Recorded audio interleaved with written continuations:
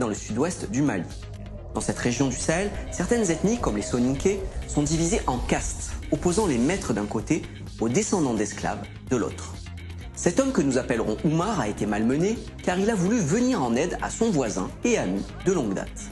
Son ami avait été sommé de quitter le village pour avoir refusé de se soumettre au système d'esclavage. En son absence, le chef du village a envoyé des hommes pour vider sa maison. Pour le défendre, Oumar a filmé ces images, ce qui lui a valu d'être ligoté et humilié. Selon Diaguili Marokanouté, représentant du mouvement anti-esclavagiste Gambana, ces images montrent à quel point l'esclavage dit par ascendance persiste dans la région.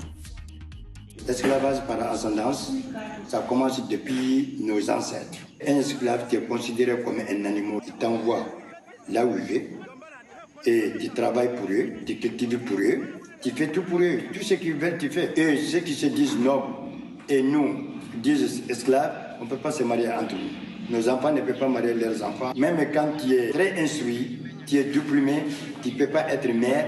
Dans les prises de décision, toi tu t'assois seulement, tu les écoutes. Un esclave n'a rien à dire dans l'ensemble du village.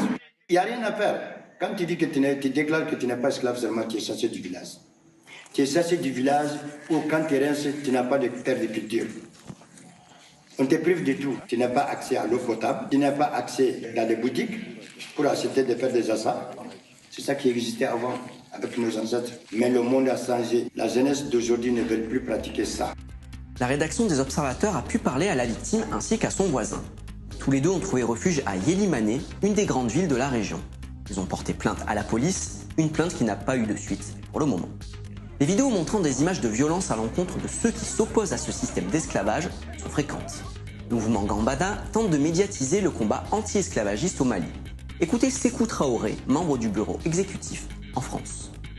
Dans le cadre de la lutte des Gambara, le WhatsApp a accéléré les choses. Nous avons mis un système d'organisation. Donc, chaque village, il y a un coordinateur des Gambara. À partir du moment qu'un esclave a un problème dans ce village, ou il y a un autre membre de Gambara qui a un problème, immédiatement, il va saisir le coordinateur de son village. Et c'est le coordinateur du village qui va nous informer pour montrer au monde entier que l'esclavage existe au Mali. À l'heure où je vous parle, il y a encore des autorités qui sont dans le déni. Ils ont peur pour l'image du pays.